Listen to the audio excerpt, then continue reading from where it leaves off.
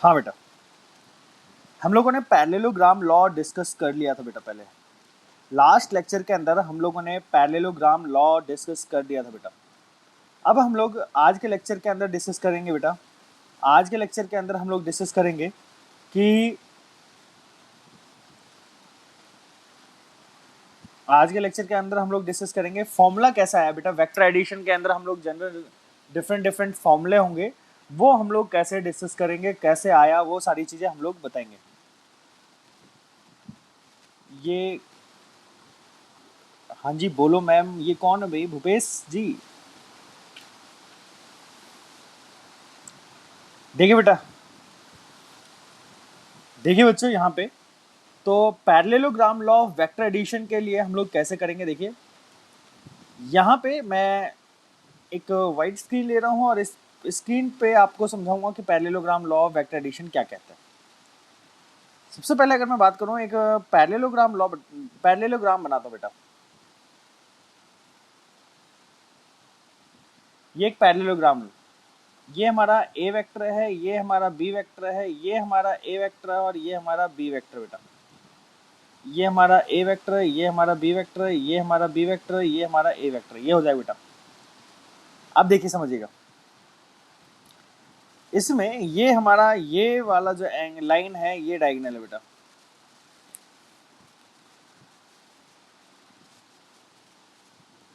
ये वाली लाइन जो है हमारी डायगोनल है, ठीक है। इस डायगोनल को मैंने आर वेक्टर से रिप्रेजेंट करा और ये आर वेक्टर की जो वैल्यू आएगी वो आएगी ए वेक्टर प्लस बी वेक्टर। ये आपको ऑब्जर्व हो पा रहा है येलो कलर से बेटा? येलो कलर से आप लोगों को ऑब्जर्व हो पा रहा है क्या?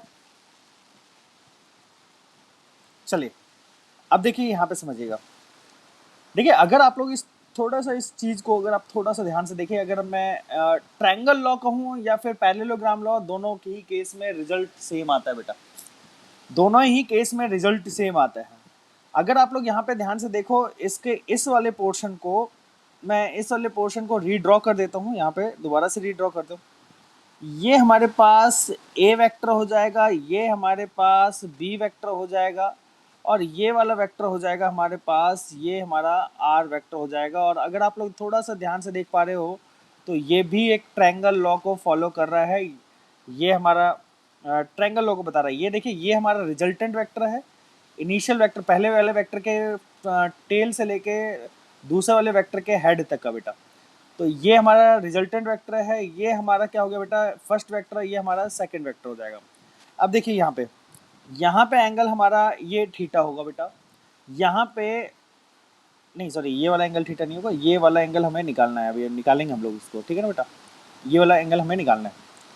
चलिए बेटा, अब देखिए मैंने आप लोगों को बताया था कि दो वेक्टर्स के बीच में एंगल हम लोग कैसे मेजर कर सकते हैं बेटा। दो वेक्टर्स के बीच का एंगल अगर मैं मेजर करूं तो देखिए मैं इन दोनों ट्रायंगल लॉ और पैरेललोग्राम लॉ का जो डेरिवेशन आता है वो दोनों चीजें मैं एक साथ बता रहा हूँ। कैसे बताऊंगा? देखिए यहाँ पे मैंने क्या करा, एक लाइन को मैंने आगे की ओर ड्रॉ कर दिया। ये ए वेक्टर को मैंने आगे की ओर ड्रॉ कर दिया बेटा।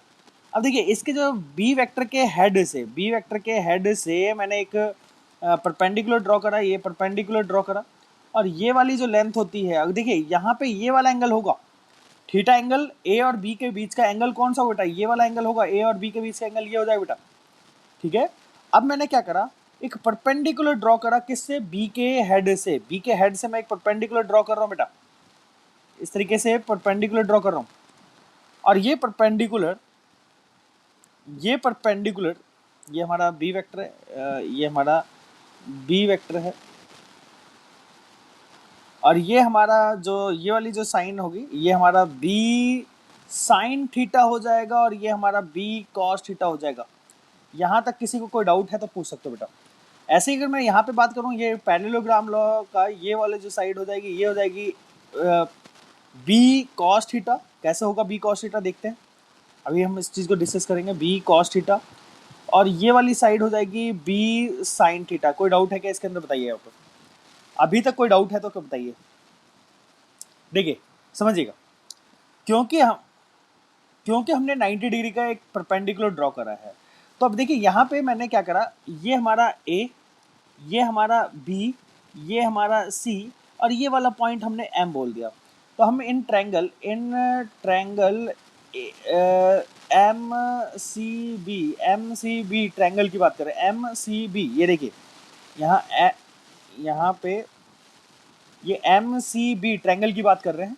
तो एम सी बी ट्रायंगल के अंदर क्या होगा बेटा, एक राइट एंगल ट्रायंगल बनता है। और राइट एंगल ट्रायंगल के लिए अगर मैं बात करूं, देखिए परपेंडिकुलर अपॉन में हाइपोटेनियस, ये एक राइट एंगल ट्रायंगल, ये मैंने बना दिया, ये हमारा राइट एंगल ट्रायंगल, ये हमारा बी, ये हमारा एम, ये हमारा सी। ये वाला जो पॉइंट होगा ये बी साइन थीटा, ये बी साइन थीटा कैसा है, अब इस चीज़ के बारे में हम लोग डिस्कस करने वाले हैं अभी। और ये वाला जो साइड होगा वो होगा बी कॉस थीटा, कैसा है वो भी हम डिस्कस करने वाले हैं। ये हमारा बी, और ये वाला एंगल आप लोगों को पता है थीटा एंगल हो गया बेटा। अब आपको, अगर आप लोग थोड़ा सा ध्यान से देखें तो ये थीटा एंगल है, थीटा के सामने वाली जो साइड होगी वो परपेंडिकुलर हो जाएगी, ये हमारा हाइपोटेनस हो जाएगा बी। तो बेटा ये वाला एंगल कितना हो जाएगा बेटा, 90 डिग्री हो जाएगा, ये वाला एंगल 90 डिग्री। ठीक है बेटा। अभी देखिए perpendicular upon hypotenuse that is equal to होता है साइन थीटा। अब परपेंडिकुलर की वैल्यू हमें निकालनी है, हाइपोटेनस की वैल्यू है हमारे पास बी साइन थीटा। तो अगर आप लोगों को ये चीज़ क्लियर हो रही हो तो ये जो सी एम है that is equal to C M की वैल्यू कितनी हो जाएगी बेटा, B sine theta. B sine theta क्या हो जाएगा, सी एम की वैल्यू क्या हो जाएगी बेटा, बी साइन थीटा। ऐसे ही इसी ट्रायंगल के अंदर मैं बात करूं, इसी ट्रायंगल के अंदर मैं बात करता हूं, देखिए B M divided by B C that is equal to base upon में hypotenuse that is equal to cos theta. आप लोगों को पता लग रहा होगा बेटा, base upon hypotenuse is equal to cos theta. और बेस की वैल्यू की बात करूं तो बेस मेरे को निकालना है, तो ये हो जाएगा बी कॉस थीटा। तो ये हमारे पास बेस की वैल्यू आ जाती है बी एम की वैल्यू आ जाती है बी एम की वैल्यू आ जाती है बेटा B cos theta. I hope आप लोगों को समझ में आ रही होगी बेटा। अब इतनी बात अगर आप लोगों को ये चीज़ समझ में आ जाती है तो अब हम क्वेश्चन की तरफ चलते हैं बेटा, क्वेश्चन का सॉल्यूशन की तरफ चलते हैं, डेरिवेशन की तरफ चलते हैं। और ये डेरिवेशन आप लोगों को बोर्ड के एग्जाम में, स्कूल के एग्जाम में भी पूछी जा सकती है बेटा। आपसे पूछा जा सकता है drive the resultant formula. Resultant formula क्या होगा, हम इस चीज़ के बारे में अभी डिस्कस करने वाले हैं। तो अब यहाँ पे देखिए ये सारी चीज़ें तो आपको क्लियर ऑब्जर्व हो रही है। अब देखिए अगर आप लोग थोड़ा सा ध्यान से देखो इस चीज़ को, तो ये हमारा एक राइट एंगल ट्रायंगल बन पा रहा है, ये हमारा एक राइट एंगल ट्रायंगल बन पा रहा है, ये हमारा आर वेक्टर, ये हमारा, और ये हमारा ए एम, यहाँ पे मैं इसको रब कर देता हूँ थोड़ा सा, ये हमारा, हाँ ये हमारा एम, और ये हमारा सी। ठीक है बेटा।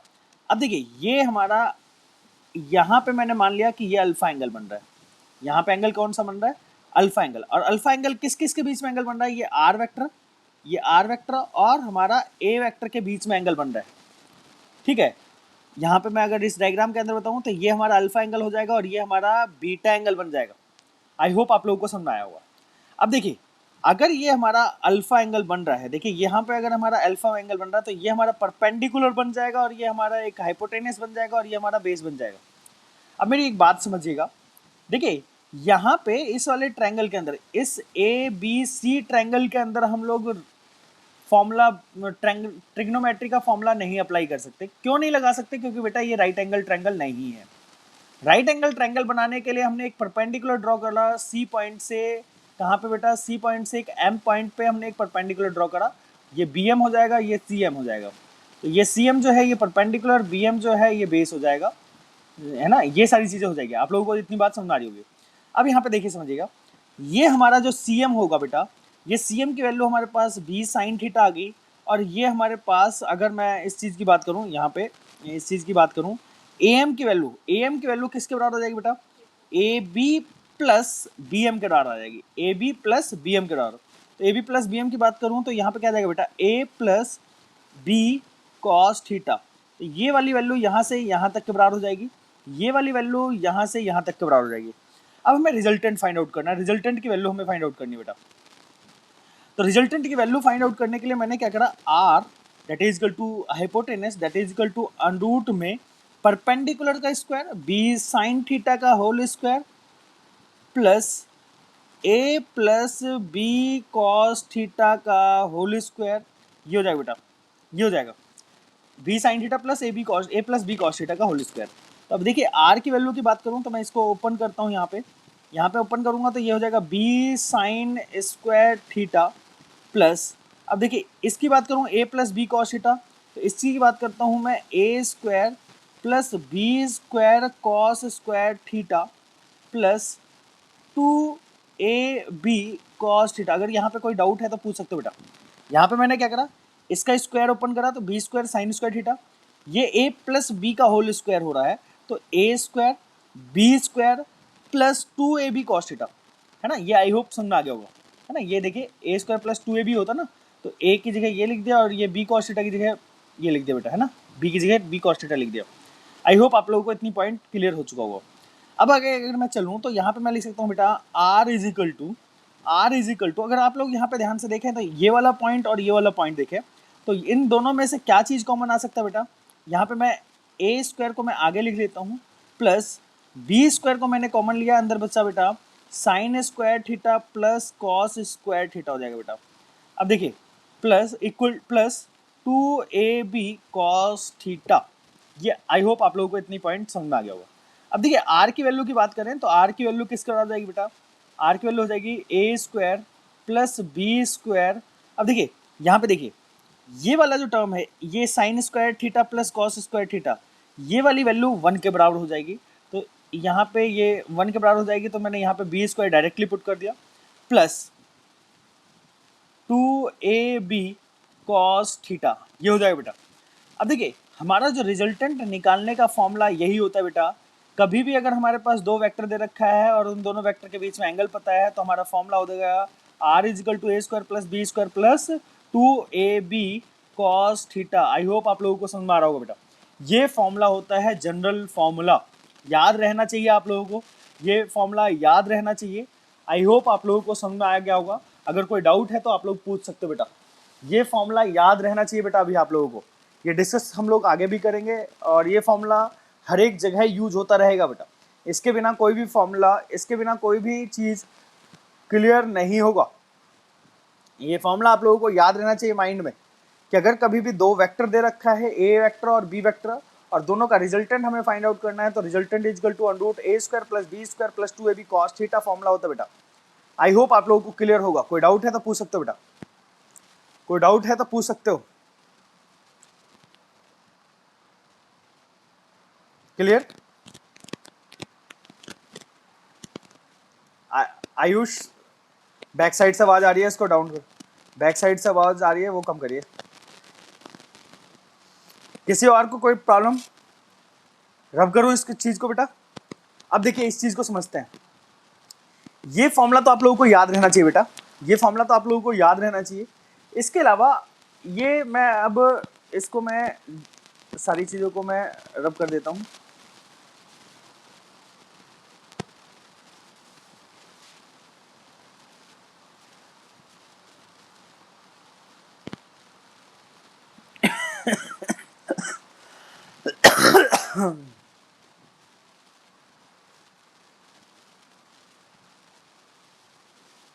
अब देखिए ये फॉर्मूला तो हमें याद हो गया। अभी मैं सारी चीजें वो कवर कर दूंगा कि भाई क्या क्या चीज आपको याद रखनी बेटा। अब अगर आप लोग यहाँ पे देखिए इस ट्रायंगल के अंदर देखिए, ये ट्रायंगल है बेटा और इस ट्रायंगल के अंदर आप लोगों से क्वेश्चन ये पूछा जा सकता है कि रिजल्टेंट जो है, ये रिजल्टेंट वेक्टर है, ये रिजल्टेंट ये ए वेक्टर के साथ एंगल कितना बना रहा है बेटा। ये रिजल्टेंट जो है ए वेक्टर के साथ कितना एंगल बना रहा है, ये आपसे क्वेश्चन पूछा जा सकता है। तो इस क्वेश्चन के लिए मैं बताता हूँ कि फॉर्मूला होगा बेटा tan theta. Tan theta, theta की जगह क्या है यहाँ पे बेटा अल्फा, मैं यहाँ पे अल्फा पुट कर देता हूँ। टेन अल्फा वैल्यू होगी इसकी b sine perpendicular upon base, perpendicular upon base formula होता है बेटा। तो परपेंडिकुलर अपॉन में बेस, और अगर आप लोग ध्यान से देखें तो परपेंडिकुलर यहाँ पे क्या है बेटा बी साइन थीटा और बेस क्या है a plus B cos theta. तो परपेंडिकुलर की value b sine theta upon में a plus B cos theta होगा बेटा, a plus B cos theta. तो टेन अल्फा की वैल्यू ये याद रहनी चाहिए आप लोगों को बेटा, टेन अल्फा की वैल्यू ये फॉर्मूला याद रहना चाहिए। यहाँ पे टेन बीटा का वैल्यू और पूछा जा सकता है। यहाँ देखिए टेन अल्फा, अल्फा क्या है, alpha is the angle between a vector and r vector. Alpha is the angle between a vector and r vector. और बीटा क्या है? Beta is the angle between b vector and r vector. tan beta is equal to देखिए समझिएगा, tan beta की बात करी जा रही है, तो tan बीटा के लिए आप क्या करोगे बेटा, जहां जहां b आ रहा है, ये जो b आ रहा है जहां जहां, वहां a कन्वर्ट कर दो, b की जगह a कन्वर्ट कर दो, बस आपका आंसर आ जाएगा। तो यहाँ पे a साइन थीटा अपॉन में b plus a cos theta, ये आपका tan बीटा का फॉर्मूला हो गया बेटा। तो जनरली आपको तीन चीजें इस डेरिवेशन के अंदर याद रखनी है IIT JEE नीट के लिए। ये तीनों फॉर्मूले आपको याद होने चाहिए बेटा। अदरवाइज अगर आपको स्कूल एग्जाम के लिए चाहिए तो स्कूल एग्जाम के लिए पूरा डेरिवेशन आपको याद होना चाहिए बेटा। रिजल्टेंट का कैसे डेरिवेशन किया जाता है, और tan अल्फा tan बीटा का हम लोग कैसे डेरिवेशन करते हैं, ये सारी चीज़ें बेटा आई थिंक आपको समझ में आ गया होगा। मैं अब आप लोगों को एक बार समराइज कर देता हूँ कि क्या क्या चीज़ आपको याद रखनी है। रब करूँ बेटा इस चीज़ को, रब करूँ क्या इस चीज़ को, बोलिए बेटा। चलिए बेटा अब यहाँ पे देखिए समझिएगा, ये हमारे पास, ये हमारा आर वेक्टर है बेटा, ये हमारे पास बी वेक्टर है। मैं आपको बता देता हूँ, ये हमारे पास बी वेक्टर है, ये हमारे पास ए वेक्टर है बेटा। ए और बी के बीच में एंगल कितना, अल्फा। बी, अच्छा अब देखिए यहाँ पे देखिए, अगर आप लोग थोड़ा सा ध्यान से देख पा रहे हो तो ए और आर के बीच में एंगल अल्फा एंगल कैसे बोल सकता हूँ, क्योंकि ये दोनों कैसे कनेक्टेड है, आर और ए कैसे कनेक्टेड है बेटा, टेल टू टेल। और दो वेक्टर के बीच में एंगल हम लोग कैसे मेजर करते हैं, या तो टेल टू टेल होता है या फिर हेड टू हेड मेजर होता है। अब यहाँ पे देखिए एक और चीज बताता हूँ, बी और आर के बीच में, यहाँ पे अगर आप लोग थोड़ा सा ध्यान से देखें, बी और आर कैसे कनेक्टेड है बेटा, हेड टू हेड कनेक्टेड है। और आप लोगों को पता होना चाहिए कि दो वेक्टर के बीच में एंगल कैसे मेजर किया जाता है, हेड टू हेड मेजर भी किया जाता है। तो अल्फा एंगल ये वाला हो जाएगा, अल्फा एंगल ये वाला हो जाएगा, और बीटा एंगल ये हो जाएगा। आई होप आप लोगों को क्लियर हो रहा होगा बेटा। अब मैं आपको तीन फॉर्मूले बताऊंगा, वही फॉर्मूले जो कि मैंने आप लोगों को ड्राइव कर रखे हैं। ये फॉर्मूले आप लोगों के माइंड में हमेशा सेट होने चाहिए। ए स्क्वायर अंडरूट में A square plus B square plus 2ab cos theta, ये फॉर्मूला किसका होता है बेटा, ये फॉर्मूला होता है रिजल्टेंट का, रिजल्टेंट का फॉर्मूला होता है बेटा ये।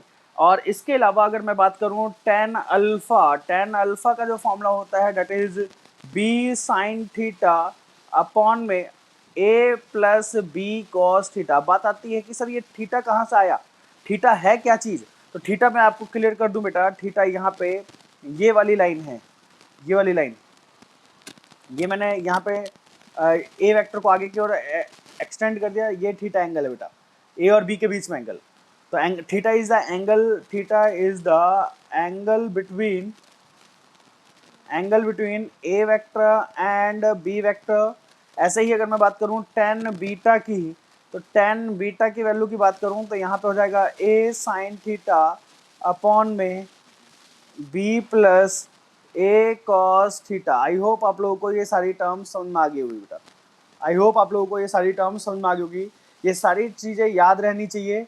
इसके अलावा नोट करके लिख लीजिएगा, alpha is the angle between a vector and b vector. Beta is the angle between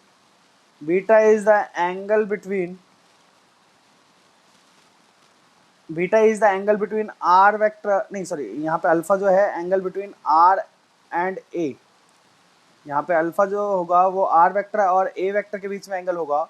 और बीटा जो एंगल होगा is the angle between r vector and b vector.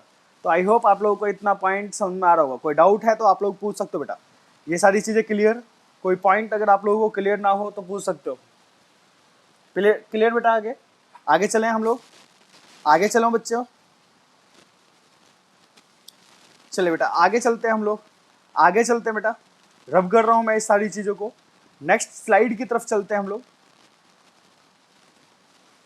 ये पैरेललोग्राम लॉ हम लोगों ने पढ़ लिया, और ये डेरिवेशन हम लोगों ने पढ़ ली बेटा, ये डेरिवेशन हम लोगों ने पढ़ ली, ये सारी डेरिवेशन हम लोगों ने पढ़ ली बेटा।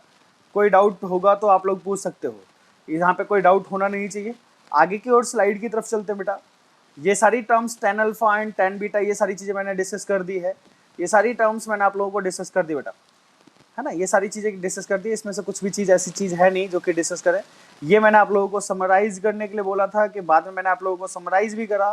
तो ये सारी चीज़ें, सॉरी यहाँ पे रुक जाइए,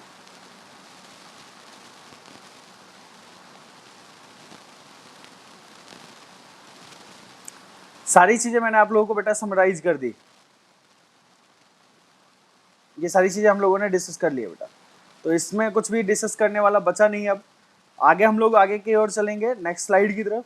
special cases in parallelogram law of addition, vector addition.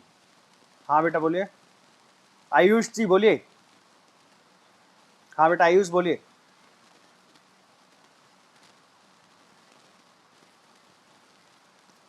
Inverse trigonometric function से कौन से इनवर्स ट्रिग्नोमेट्रिक फंक्शन की जरूरत पड़ेगी बेटा? यहाँ पे किसी भी इनवर्स ट्रिग्नोमेट्रिक फंक्शन की जरूरत नहीं पड़ेगी अभी। अगर मान लेते हैं, हाँ बोलिए।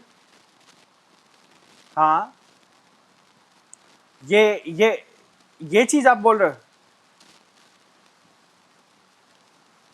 अच्छा अब सुन लीजिए सुन लीजिए सुन लीजिए, चलिए बेटा यहाँ पे समझिएगा। इनवर्स ट्रायंगल की बात, इनवर्स एंगल की बात कर रहे हो ना, यहाँ पे tan अल्फा की वैल्यू ये दे रखी है।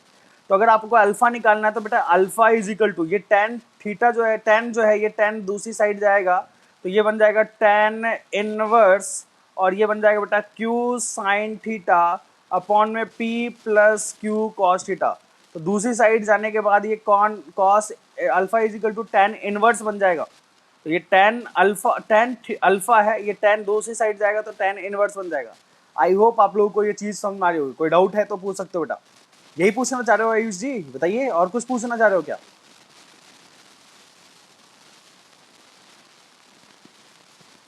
हाँ बोलो क्या।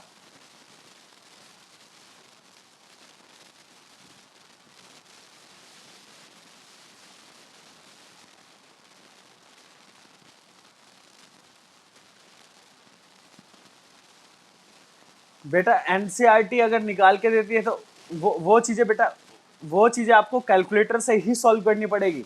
आप ऐसे नहीं निकाल सकते tan इनवर्स की वैल्यू को, है ना।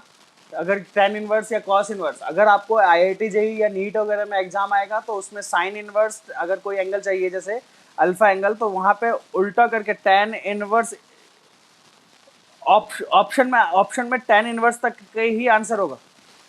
हाँ उसी से आ जाएगा बेटा, यहीं तक आ जाएगा, tan इनवर्स तक ही खत्म हो जाएगा आपका क्वेश्चन का आंसर। IIT जेईई नीट के अंदर कभी भी पॉइंट्स के अंदर क्वेश्चन का आंसर नहीं पूछा जाता। अगर कभी भी पूछा जाता है तो वो कभी भी आपको उसके लिए हिंट दिया जाएगा, बोला जाएगा tan इनवर्स 5 डिग्री की वैल्यू, 5 की वैल्यू कितनी होगी, वो चीज़ हिंट में दी जाएगी आपको, है ना बेटा। तो एनसीईआरटी तो चलिए बहुत सारी चीज़ें स्किप कर देती है बीच बीच में, है ना। वो 10 लाइनों को 2 लाइनों में एक्सप्लेन करती है। तो इस चीज़ को थोड़ा सा आपको समझना पड़ेगा। कोई ज़रूरत नहीं पड़ती बेटा इस चीज़ की, ठीक है ना। तो इसका कोई मेथड भी नहीं होता कि हम लोग कोई अलग तरीके से निकाल सकें इस चीज़ को। tan इनवर्स 5 की वैल्यू कैसे निकालेंगे? हाँ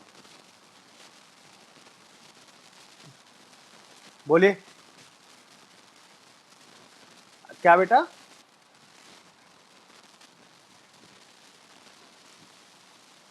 हाँ 1/, अगर लिखना है tan थीटा को tan alpha is equal to, तो वो उससे क्या फर्क पड़ता है बेटा। जो आपको ऑप्शन के अकॉर्डिंग आपको देखना पड़ेगा, ऑप्शन के अकॉर्डिंग देखना पड़ेगा। tan अल्फा, अगर किसी चीज़ की मैं वैल्यू tan अल्फा में निकाल सकता हूँ, tan में निकाल सकता हूँ, तो मैं कॉट में भी निकाल सकता हूँ, कोई इशू नहीं है। बट अगर मैं tan में नहीं निकाल सकता, tan इनवर्स में नहीं निकाल सकता, तो कॉट में भी नहीं निकाल पाऊंगा बेटा। तो थोड़ा सा इशू रहता है यहाँ पे।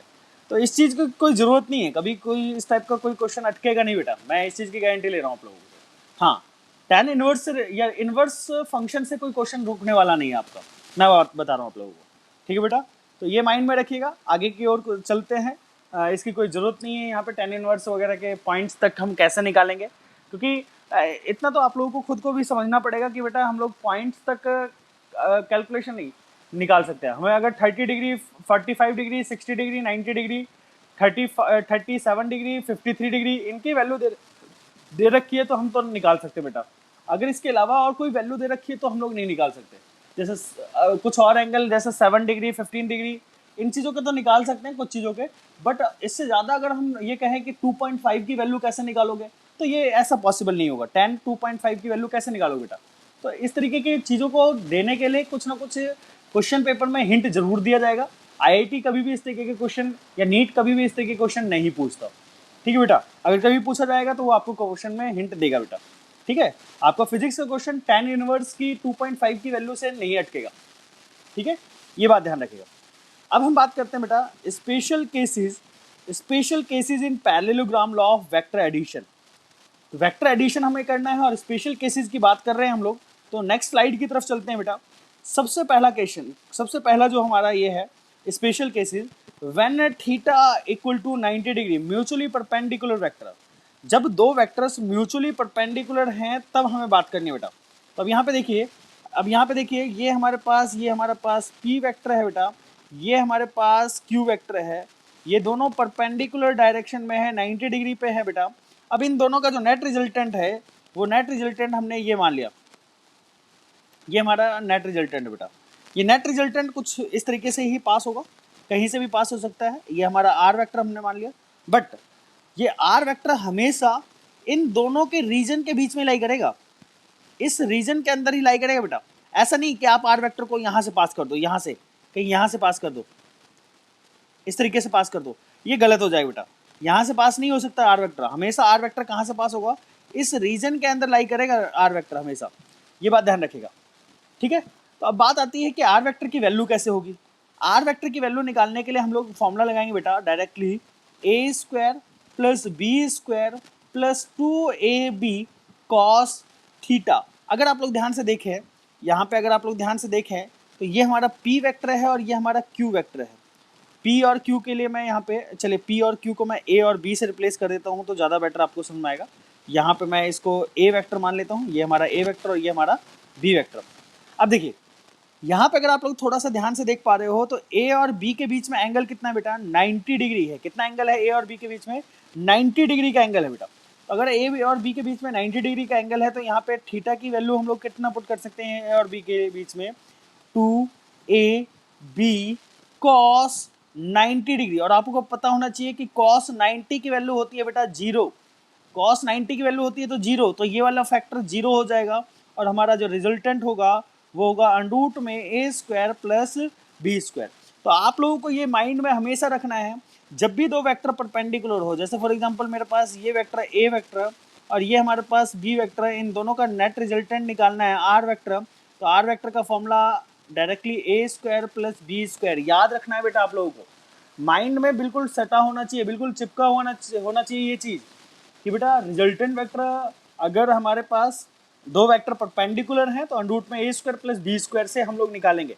आप इसके लिए 2ab cos थीटा लगाओगे बेटा, कर तो लोगे इससे भी, बट cos 90 डिग्री की वैल्यू पुट करने के बाद ये फाइनली 0 पे ही जाना है, तो हम लोग डायरेक्टली ये याद रखेंगे। आपको कोई डाउट है बेटा इस चीज़ को आप लोगों को समझ में आया ये चीज़ समझ में बेटा? चलिए आगे की ओर चलते हैं बेटा। अब देखिए समझिएगा, इसमें एक और एंगल दे रखा है, ये हमारा अल्फा एंगल दे रखा है। अब देखिए यहाँ पे ये tan अल्फा की वैल्यू कैसे निकालेगा। अब ये tan अल्फा की वैल्यू आप लोग निकाल सकते हो अगर मैं इस क्यू वेक्टर को यहाँ से उठा के यहाँ पे रख देता हूँ। ये हमारा क्यू वेक्टर उठा के मैंने यहाँ रख दिया, तो अगर आप लोग यहाँ पे ध्यान से देख पा रहे हो तो ये एक राइट एंगल ट्रायंगल बन पा रहा है। ये क्यू वेक्टर, ये हमारे पास ये पी वेक्टर, ये हमारे पास आर वेक्टर। अब देखिए tan अल्फा की वैल्यू कैसे निकालोगे। आपको फॉर्मूला पता है कि बी साइन थीटा फॉर्मूला होता है बी साइन थीटा अपॉन में a plus B cos theta, ठीक है बेटा।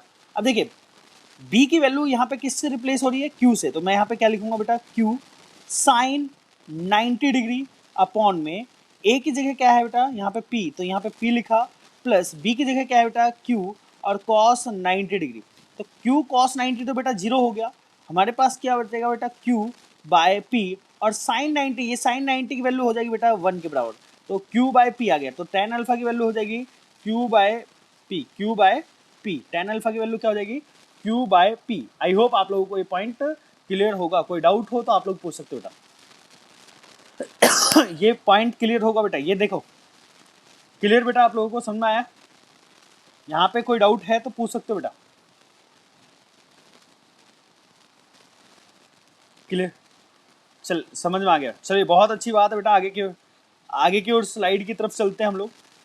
अब यहाँ पे ये माइंड में रखिएगा, ये कब हम बात करेंगे, जब भी दो वेक्टर्स हैं, जो दो वेक्टर्स 90 डिग्री का एंगल बना रहे हैं, तो उन दोनों के वेक्टर का रिजल्टेंट क्या आएगा। चलिए आप लोगों के पास ये वाइट स्क्रीन है, यहाँ पे मैं दो वेक्टर, पहला मैं बोल रहा हूँ कि ये ए वेक्टर, ये हमारे पास बी वेक्टर। माइंड में रखना बेटा, रिजल्टेंट वेक्टर का फॉर्मूला होगा अंडरूट में A square plus B square, याद रखना है।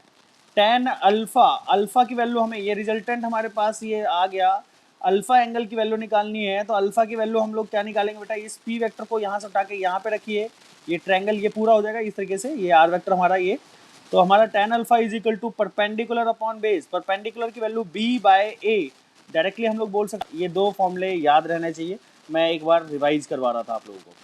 चलिए आगे की ओर स्लाइड की तरफ चल रहे हैं बेटा। नेक्स्ट स्लाइड की तरफ क्या कह रहा है बेटा, इस स्लाइड के अंदर हमें क्या कह रहा है उस चीज़ को समझते हैं।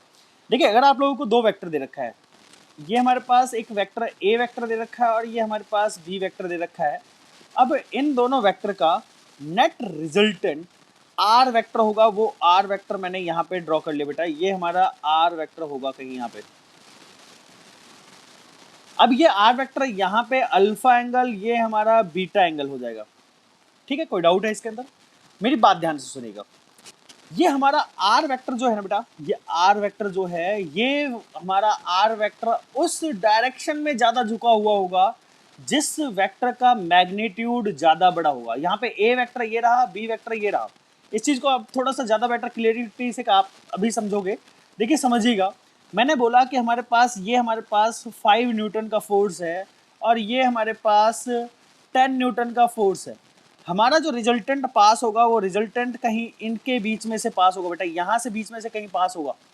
बट अब बात आती है कि रिजल्टेंट किसकी तरफ ज़्यादा झुका हुआ होगा, 10 न्यूटन की तरफ या 5 न्यूटन की तरफ। मैंने आप लोगों को पहले ही बताया बेटा, जिस तरफ हमारा वेक्टर ज़्यादा बड़ा मैग्नीट्यूड का होता है, हमारा रिजल्टेंट उस तरफ ज़्यादा झुका हुआ होता है बेटा, है ना। आप लोगों ने भी देखा होगा कि आपके दो रिलेटिव्स हैं, मतलब कि आपका एक रिलेटिव है ना, और वो रिलेटिव क्या करता है, थोड़ा सा सेल्फिश है और वो उस तरफ ज़्यादा झुका हुआ रहता है जिसके पास पैसा बहुत ज़्यादा होता है ना। तो जिसके पास पैसा ज़्यादा होगा तो यहाँ पे आपको उस तरीके से समझना है ना। तो यहाँ पे अगर आपको देखोगे तो हमारा जो रिजल्टेंट वेक्टर होगा कहीं यहाँ से पास होगा, हमारा बीटा एंगल ये बन रहा होगा और अल्फा एंगल यहाँ पे ये बन रहा होगा। तो अब आप लोग मेरे को बताइए, अब मेरे को ये बताइए कि बीटा बड़ा होगा या अल्फा बड़ा होगा, बताइए। बीटा की वैल्यू, एंगल बीटा जो होगा वो छोटा होगा एज कंपेयर टू अल्फा। ये चीज़ समझाई, ये चीज़ क्लियर हुई बेटा आप लोगों को? चलिए अभी आप लोगों को थोड़ी सी क्लियर कर देता हूँ बात। देखिए ये सारी चीज़ें क्लियर होगी।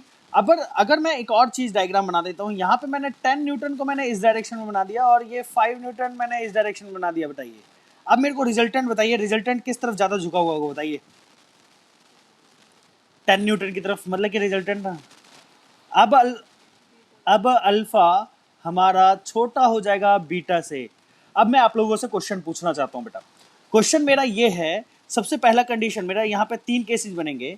इफ ए जो है ए का magnitude is greater than B, A का मैग्नीट्यूड बी से ज़्यादा बड़ा है, तो मेरे को बताएं अगर ए का मैग्नीट्यूड बी से ज़्यादा बड़ा हुआ तो अल्फा बड़ा होगा या छोटा, अल्फा बड़ा होगा या बीटा बड़ा होगा बताइए। देन मैं क्या लिख सकता हूँ बताइए, कौन सा बड़ा होगा?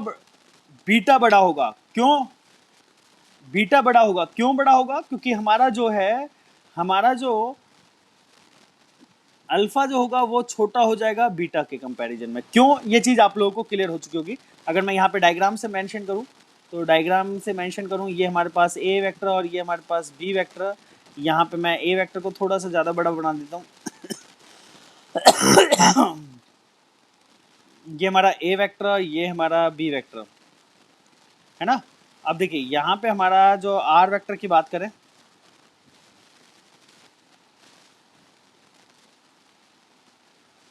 ठीक है, तो अल्फा की वैल्यू ज़्यादा छोटी होगी क्योंकि a is greater than b, then alpha की वैल्यू ज़्यादा बड़ी होगी, अल्फा की वैल्यू ज़्यादा छोटी होगी एज कम्पेयर टू।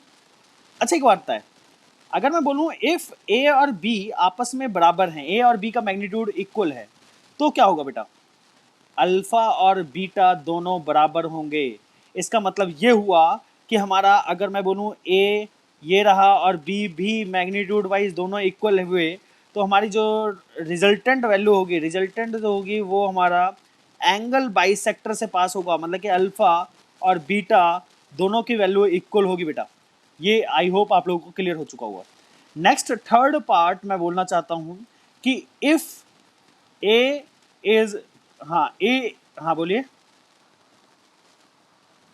बोलिए। हाँ